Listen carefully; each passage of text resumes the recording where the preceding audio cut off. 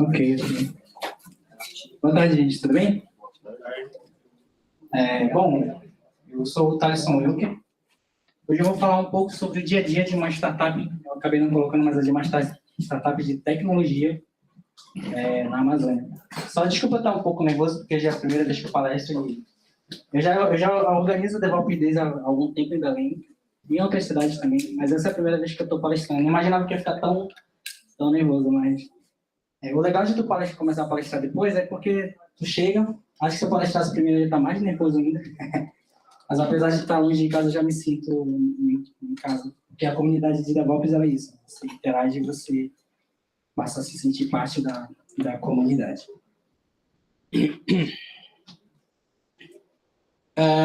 Bom, um pouco sobre mim. Eu gosto muito de DevOps, de Cloud Computer, eu gosto muito de escrever testes, por incrível que pareça. Não sei se vocês que são desenvolvedores gostam de escrever testes, mas eu gosto bastante. Estou estudando o DDD. Alguém conhece o que é DDD? Domain Driven Design? Beleza. Outra coisa, alguém aqui trabalha em startup? Alguém aqui já trabalhou em startup? Alguém aqui quer trabalhar em uma startup? Legal.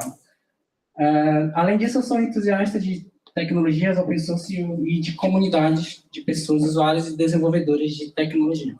Também sou pythonico paraense e sou fundador da comunidade Python Pará, e quem quiser depois acessar é só ver o que a gente anda botando por lá, pa.python.org.br.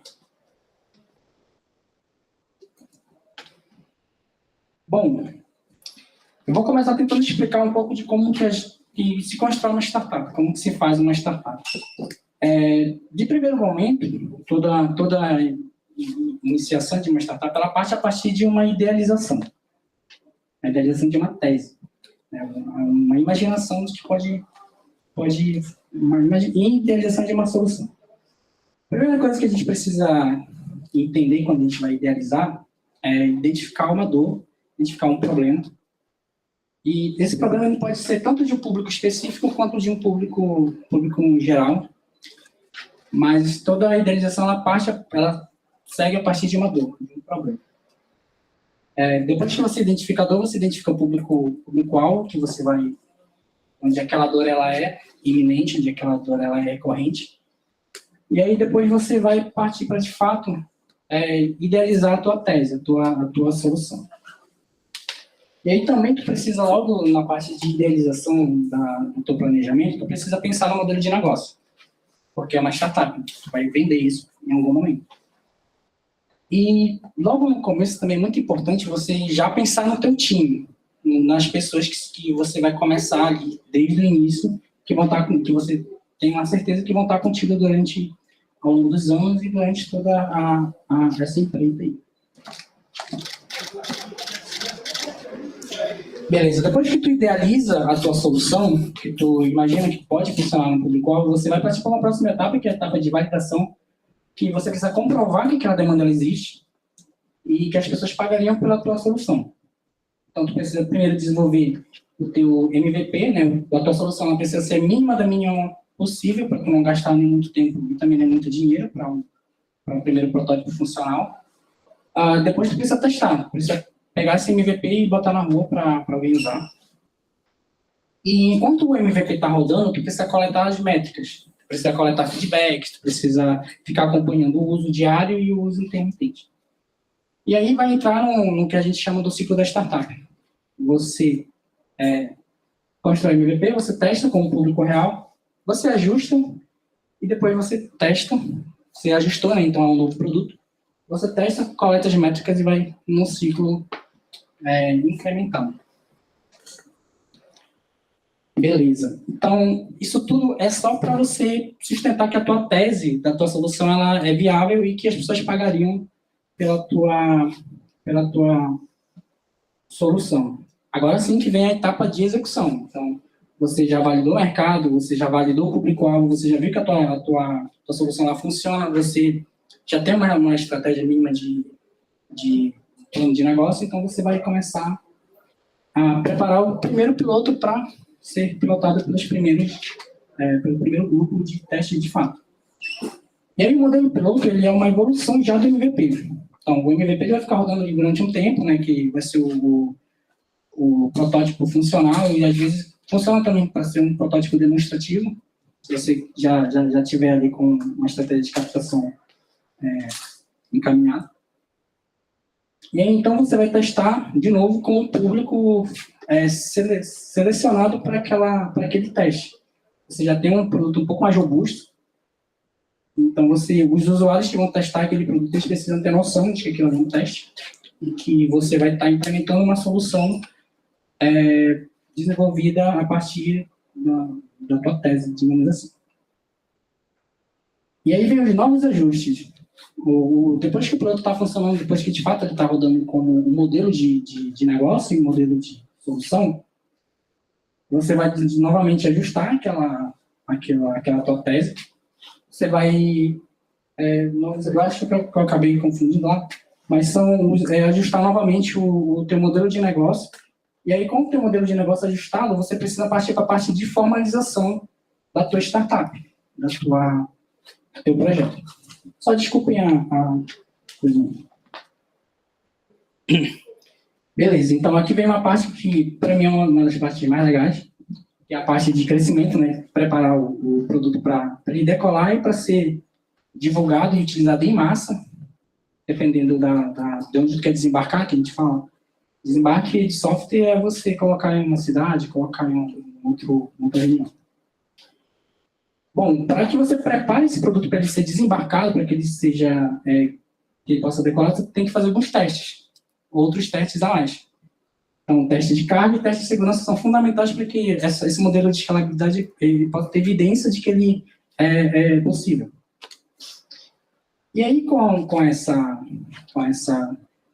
evidência de que a tua solução ela é possível, vem a parte da precificação. Essa parte de precificação é muito importante, porque é aí que você vai garantir que a tua sustentabilidade financeira ela vai ser viável ao longo da vida útil da tua solução.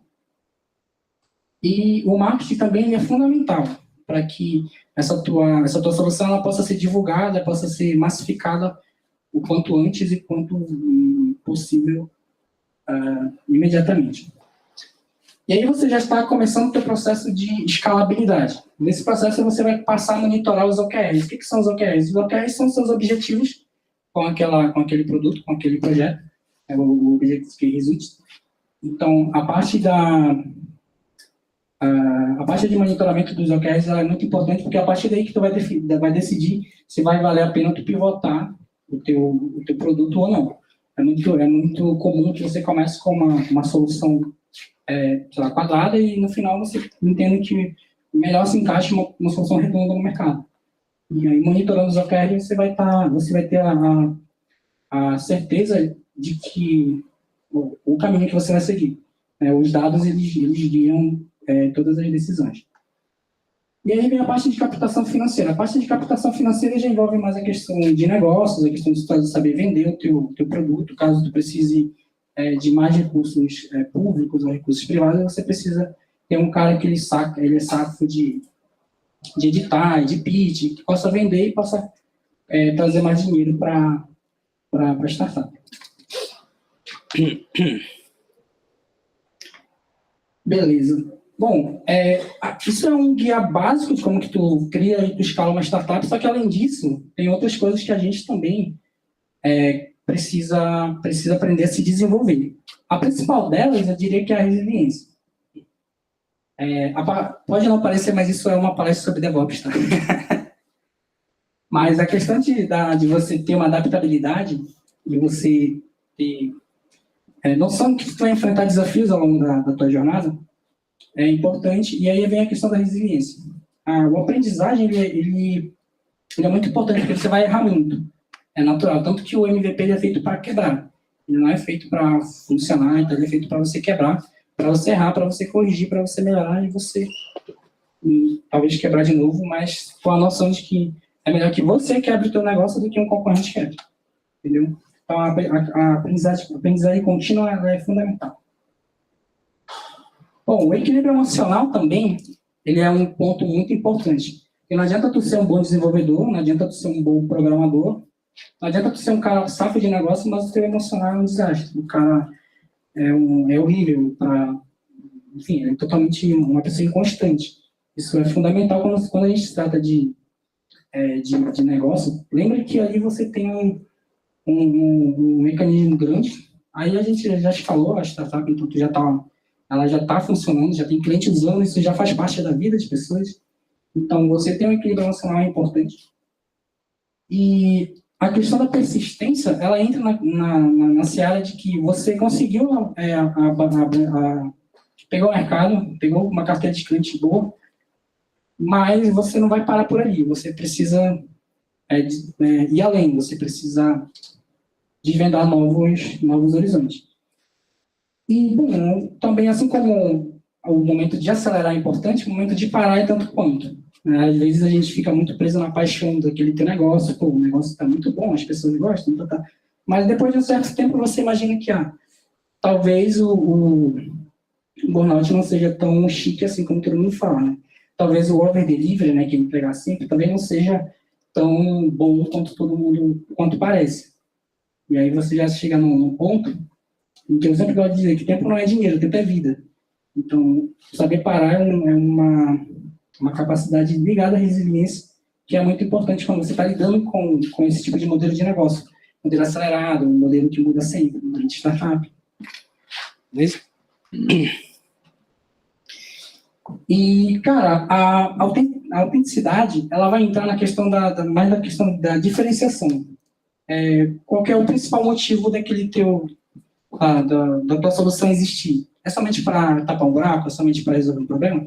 Você tem alguma coisa filosófica que está ligado à tua perspectiva? Atrelado a isso, a gente constrói, com base nessa autenticidade, uma cultura organizacional. Aí já vai entrar a parte do DevOps.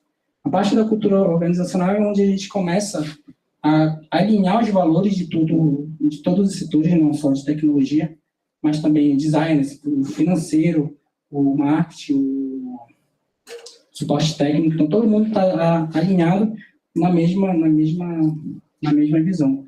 E, claro, o design é importante porque você precisa ter uma marca organizada, você precisa ter umas coisas minimamente bonitas. E aqui vem a parte da coragem. Bom, a gente sempre enfrenta muitos riscos, mas a gente tem que saber qual que é o risco que vale a pena a gente correr. Quando a gente lida com startup, a gente lida com concorrências, às vezes, empresas muito grandes, e você pensa que, às vezes, você concorrer com empresas grandes pode ser difícil, mas nem sempre é tão difícil quanto parece. Mas cai na questão da gente saber qual é o risco que a gente vai correr, porque, lembre, a partir daí você já tem times que dependem de decisões, e essas decisões elas precisam ser feitas da maneira mais coerente possível. E inovar é não ter muito medo de errar, sabendo que a gente precisa normalizar um pouco as dificuldades, tudo que a gente for fazer na vida gera dificuldade, mas a gente tem que saber que há a possibilidade de errar, mas também a gente tem que confiar um pouco que vai dar certo.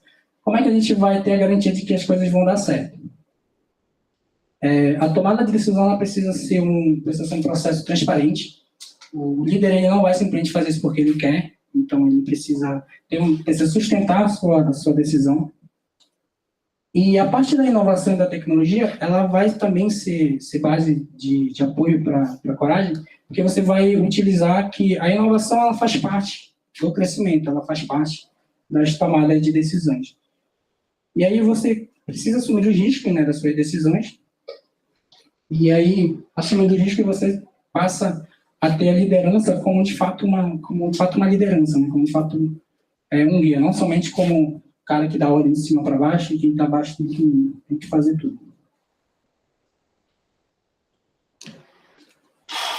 Bom, agora a gente vai tentar melhorar esse modelo de startup, ele ainda está meio ruim, ainda está meio capenga, que a gente fala. Mas a gente vai tentar melhorar um pouco ele como DevOps. E no dia a dia de uma empresa de tecnologia, o DevOps ele vai entrar como eficiência, como melhoria, ele vai entrar como a questão da qualidade. A qualidade ela não se discute. A qualidade ela precisa ser a regra, entendeu? E atrelado a isso, o DevOps ele vai entrar como contribuidor para o teu negócio. Ele vai entrar como algo que vai fomentar ali um pouco do crescimento e da sustentabilidade do negócio. E aqui eu volto de novo para a cultura. A questão da cultura é você criar um ambiente onde a cultura de colaboração e a confiança elas possam ser contínuas e possam ser melhorias de todos os times. Elas precisam ser comum em todos os times, independente se é lá o DBA, se é o suporte técnico, se é o front-end. Então, todo mundo tem que ter uma visão em comum de onde quer chegar e por que está ali. E todo mundo precisa entender que a colaboração é fundamental para que... Imagina que tu é uma pecinha de um carro. Então, se faz parte de um projeto maior, por mais que tu possa parecer que é pequeno, sei lá, comecei agora, eu não entendo de front-end, eu quero fazer parte do time de front-end, né, de mobile.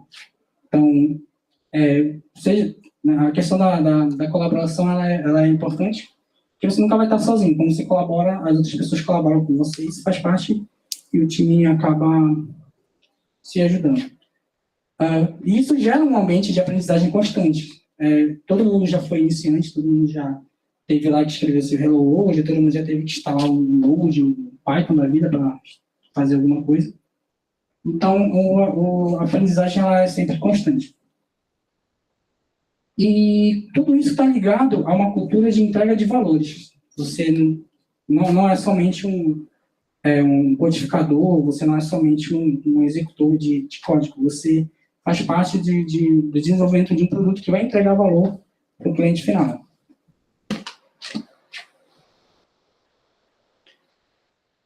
E, bom, a questão das pessoas ela é importante, por quê? Porque quando a gente valoriza e quando a gente pensa no produto, quando a gente pensa lá no produto como umas pessoas associadas, a gente pensa no time como uma parte fundamental do processo. Então, valorizar o time é uma das coisas mais importantes do DevOps no dia a dia de uma startup. Então, a gente sempre busca empoderar, né? A gente sempre está ali para apoiar de toda forma, de buscar manter um ambiente mais neutro possível para que todos possam se sentir livres para colaborar. E oferecer capacitação técnica é muito importante. A questão da capacitação técnica, ela entra no que a gente chama de débito técnico. Né? Muita gente entra, sei lá, numa empresa de tecnologia querendo fazer DevOps, mas o cara não se sente muito capaz. Então, a gente cria um ambiente neutro que vai empoderar aquela pessoa e a gente oferece também uma capacitação técnica para que ele possa crescer profissionalmente, pessoalmente também. E tudo isso gera um ambiente de bem-estar para que todo mundo possa se sentir bem, possa trabalhar para chegar no objetivo o objetivo de todo mundo, que é ganhar dinheiro.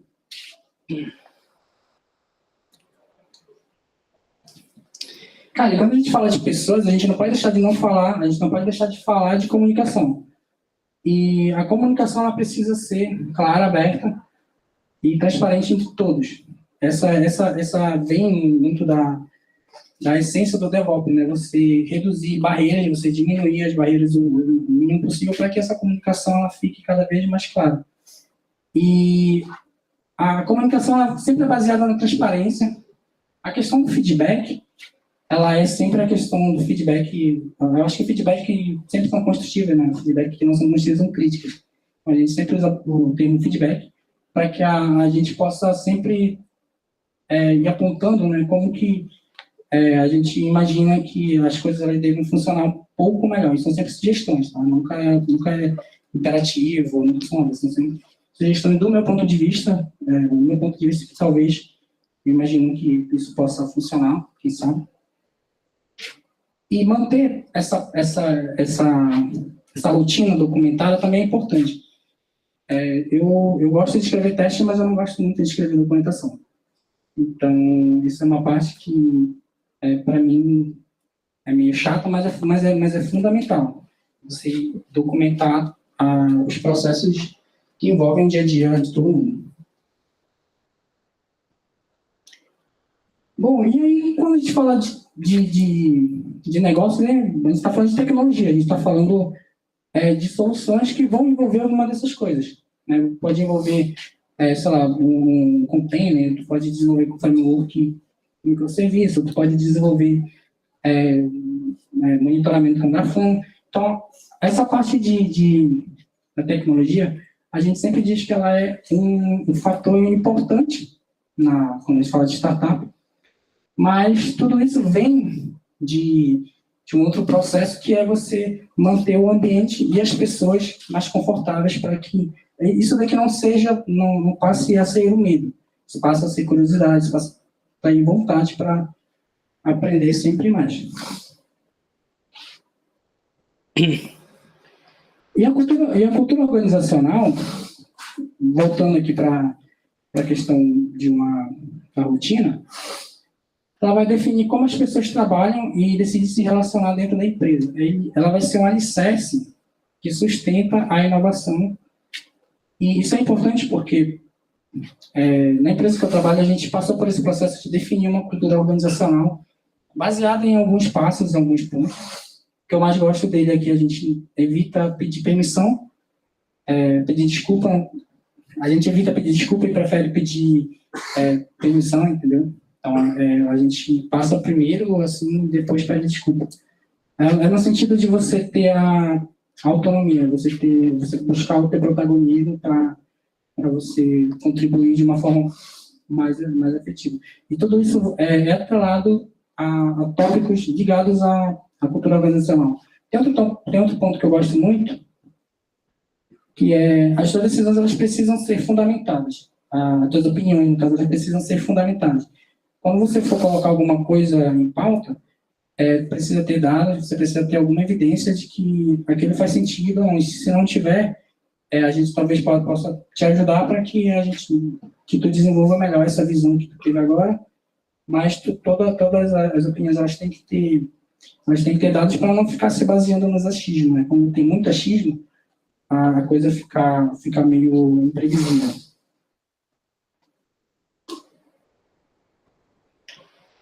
E com base nisso, um outro ponto importante na parte da cultura organizacional são os processos. Então, os processos eles devem garantir que as atividades elas aconteçam da forma eficiente. Isso vai garantir uma tranquilidade, uma previsibilidade, mantendo todos os objetivos alinhados. E os processos eles precisam ser minimamente organizados, eles precisam ter padrões. Esses padrões eles precisam ser padrões inteligentes, e não pode ser um padrão que eu tirei da minha cabeça, como eu te falei, precisa ter dados, precisa ter algum estudo, caso você queira propor um novo padrão, tem que ter algum estudo que vá sustentar aquela tua tese. E, assim como a gente está sempre aprendendo, todos esses processos eles estão sempre em transformação, sempre em melhorias contínuas. E eles não devem ser isolados, todas as áreas precisam ter visibilidade dos processos para que todos possam utilizá-los da melhor forma. E aí vem a questão de automações. A questão das automações ela é importante nos processos, porque, bom, por exemplo, bots de WhatsApp, bots de Telegram, eles facilitam muito a comunicação no sentido de guardar informação, de evitar que a informação se perca, e de diminuir ali o timing de resposta entre um setor e outro. Então, eu envio um e-mail para um suporte técnico, se alguém estiver no horário do almoço, não puder responder, tem que esperar o cara voltar, não, coloca uma automaçãozinha lá, talvez ele faça um pré-processamento do e-mail, gera uma resposta genérica e fala, olha, não posso resolver isso agora, mas tenta fazer isso aqui que talvez resolva. Então, essa parte de automação entre os setores ela é muito importante. Beleza. Então, a transparência também ela é fundamental. Como eu falei agora, não basta que uma decisão ela chegue de cima para baixo. É importante que essas decisões elas precisam ser transparentes. E a parte da comunicação aberta ela é importante. Mas não somente isso, todas essas informações elas precisam ser livres. O acesso aos processos, aos documentos e as tomadas, aos motivos das tomadas de decisões, eles também precisam ser livres. E a gestão, bom, a gestão de uma startup nem sempre ela é totalmente centralizada no sentido de desenvolvimento de inovação. Então, é tipo aquela história, né? Quem quer ser chefe por hoje? Quem quer ser o líder do time essa semana? Então, é importante você descentralizar, não você ter uma imagem de autoridade, mas, de fato, você ter uma imagem de facilitador. O time ele não pode olhar para o líder como ele sendo uma autoridade, ele tem que ser como é comum a gente ver, né? Liderar pelo exemplo. E, claro, quando a gente fala de pessoas também, a gente tem que ter o reconhecimento, comemorar sempre, comemorar todas as pequenas conquistas lá na empresa que eu trabalho. Sempre quando alguém consegue enviar o primeiro PR, a gente comemora. Sempre quando o primeiro PR vai para Master, a gente comemora. Quebra Master, a gente não comemora, mas a gente ajuda a fazer o rollback.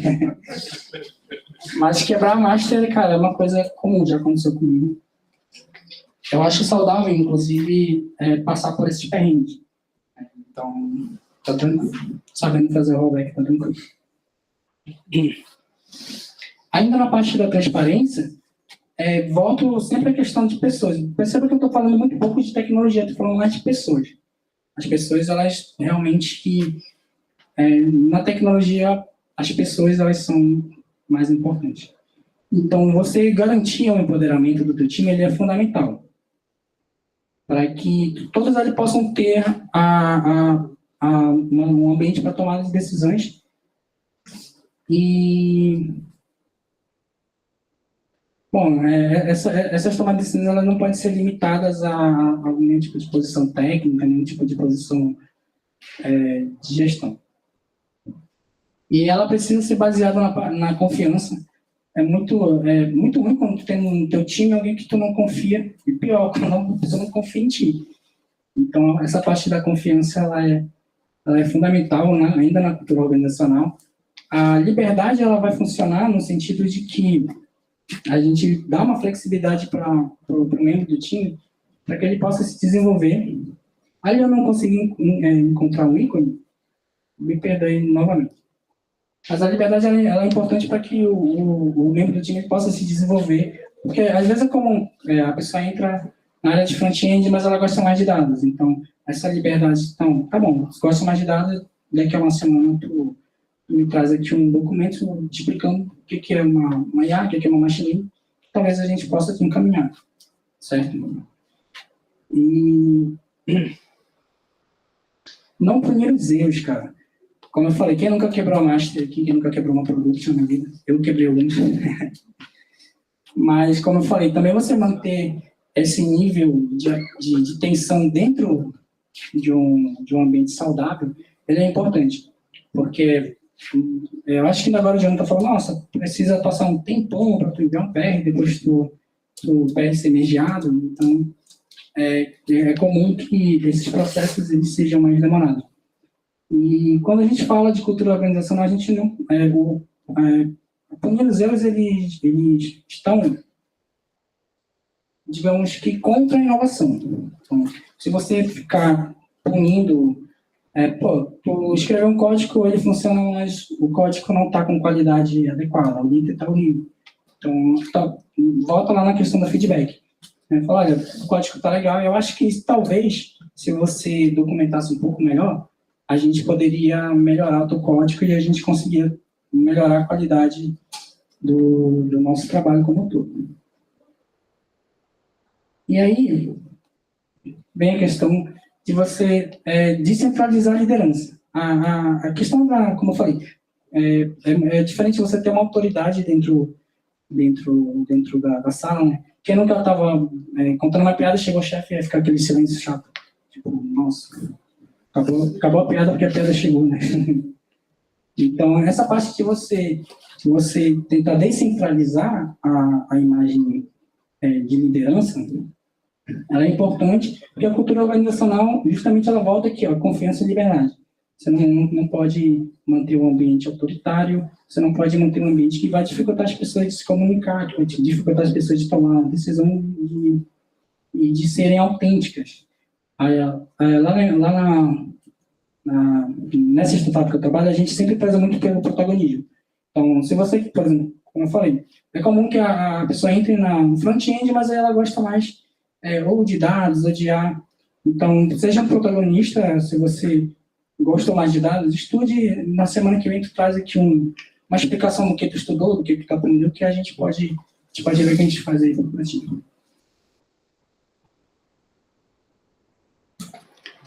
Cara, mas assim, eu estou falando isso dentro do meu escritório, lá dentro da minha sala, dentro da nossa salinha lá. E aqui eu coloquei esse e-mail que eu peguei de manhã lá no adesivo, que é, tá ok, na minha máquina funciona, né? Mas eu não vou levar minha máquina para o cliente usar, para todo mundo usar. Então, aqui eu vou trazer um case da Conexão Amazônia. Para quem ainda não sabe, eu sou lá de Belém do Pará. E lá a gente tem o hub, que é o Açaí Valley. O Açaí Valley é um hub com muitas startups. Então, lá, muitas startups de tecnologia. E lá, a inovação, a gente respira inovação para os carambas. Nem sempre foi assim. Antigamente, eu lembro que o polo mais próximo de inovação, eu acho que era Fortaleza, alguma coisa do tipo, Nordeste. Mas hoje em dia, lá no Pará, cara, a gente respira tudo quanto é de DevOps, a gente respira tudo quanto é de Cloud, AWS, a gente tem um ambiente de inovação e de empresas de tecnologia, eu diria que forte e estável.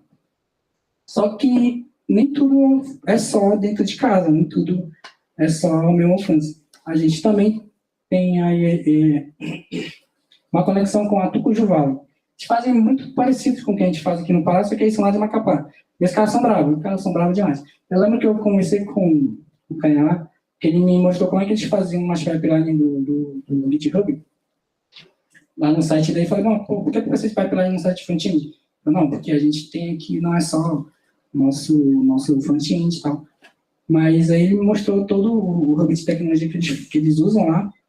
E isso daqui tudo é para manter como eu falei agora há pouco, a qualidade ela não se discute, a qualidade ela é a regra.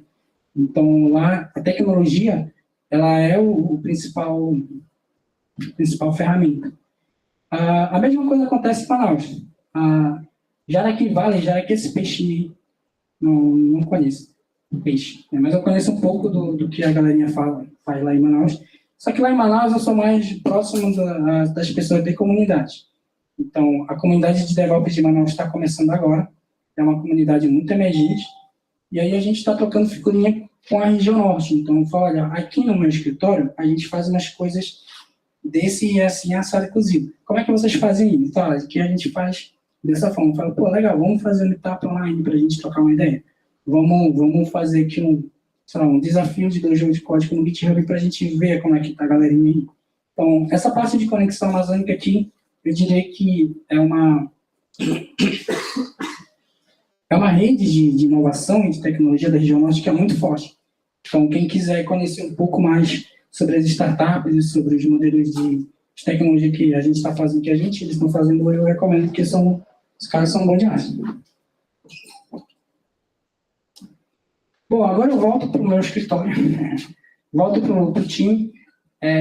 Eu acho que eu não cheguei a falar no começo, mas eu sou programador atualmente. Eu como código com Açaí todo dia, ainda desenvolvo bastante código, mas eu estou passando num processo de transição para a liderança técnica.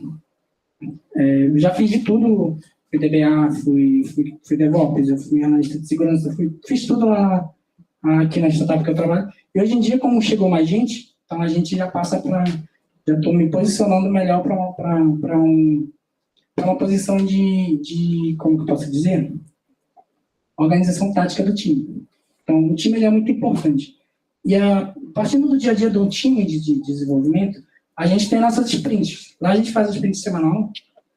E aí, uma coisa que eu queria deixar hoje aqui é que a sprint, né, os cards, eles não podem ser somente só testes e cards. A sprint ela não é só teste e card. Quando a gente vê a sprint como um teste de card, a gente vê só como o que eu preciso fazer, o que eu preciso entregar.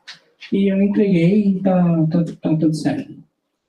A gente não tem uma visão colaborativa do trabalho. A gente vê o trabalho como só trabalho. Né? A gente não vê o trabalho como desenvolvimento do produto. Isso é importante. Quando tu não pensa muito nos outros, fica difícil dos outros tentarem te ajudar. Então, a sprint ela é um pouco mais do que só cards e testes. E as ferramentas, elas vão ser somente para potencializar a tua operação ali durante a sprint.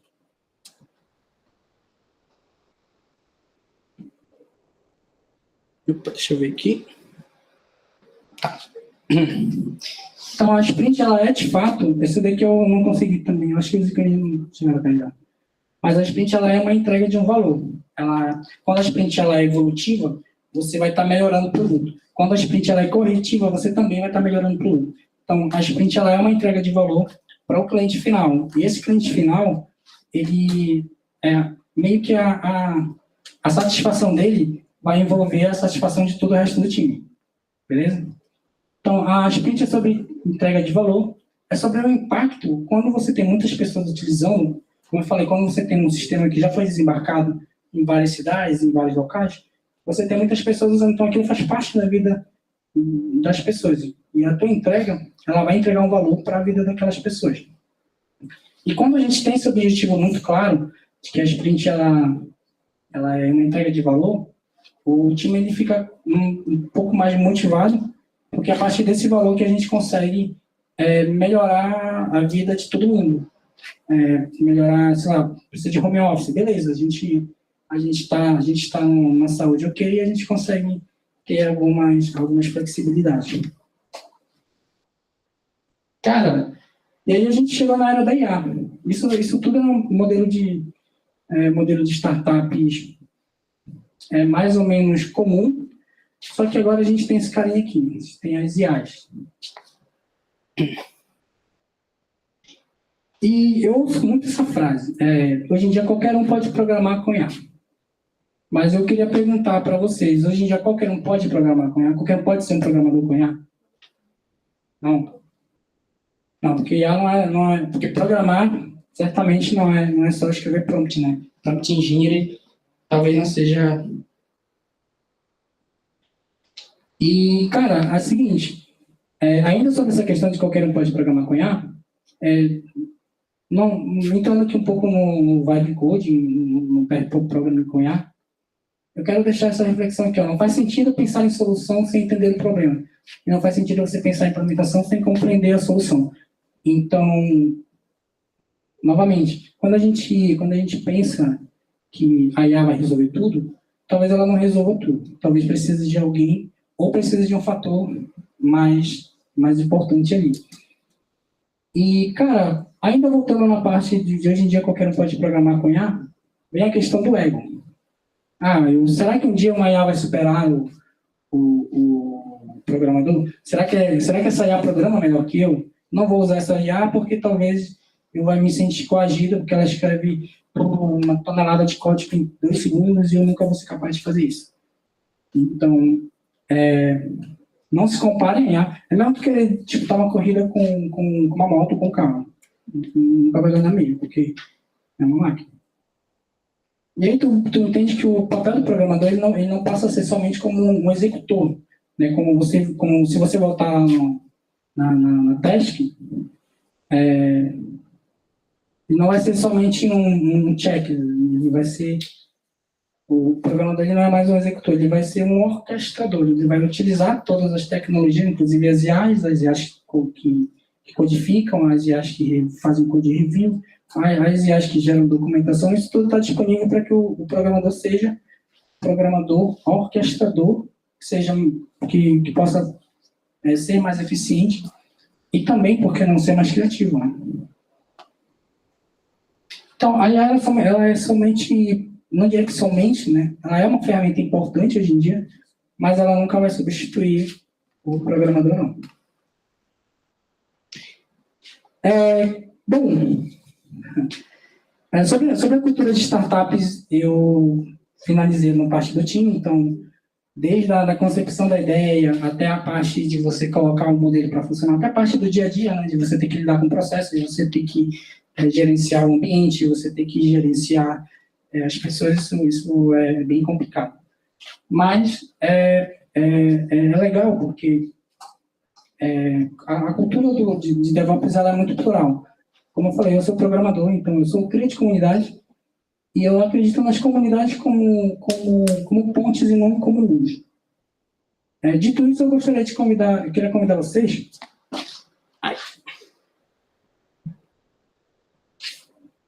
a conhecerem a minha comunidade Python Norte, lá de Belém. E como eu vim de comunidade, então eu comecei a codificar muito com Python, escrevia código Python pra caramba. E aí o DevOps ele entrou na minha vida como um orquestrador de todas essas experiências, de tudo que a gente aprendeu. E ano que vem vai estar acontecendo a Python Norte na cidade de Ananindeua, no Pará. Eu queria convidar vocês a conhecerem o estado do Pará, a conhecerem a cidade de Belém, a cidade de Ananindeua, para conhecer um pouco de perto das nossas culturas e da nossa cultura de startup. Tentei passar um pouco superficialmente aqui sobre o que a gente faz por lá, mas se vocês quiserem conhecer de verdade, assim como eu vim para cá, convido vocês para irem lá também. O evento vai acontecer nessa cidade de Ananindeua, fica bem pertinho de Belém, e bem pertinho mesmo, não é pertinho tipo padrão São Paulo, que pertinho é 40, 60 quilômetros, não. Pertinho é 10 quilômetros, então a Ananindeua é bem pertinho de Belém.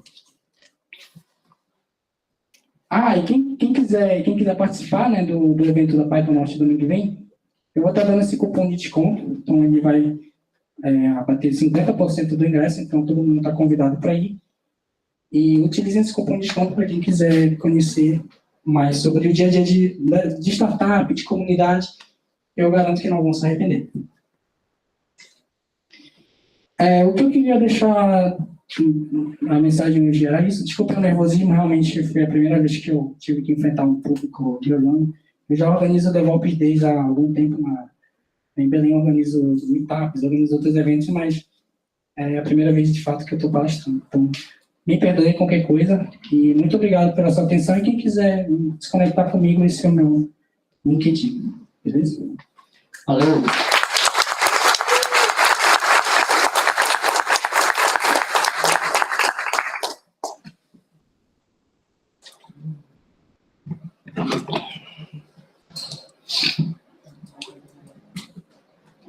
Tem tempo para pergunta? Tem. Alguém tem uma pergunta? Pode. Fica à vontade aí, pessoal. Beleza, então vocês podem me encontrar no bar por aí que a gente troca uma ideia. Valeu. Valeu.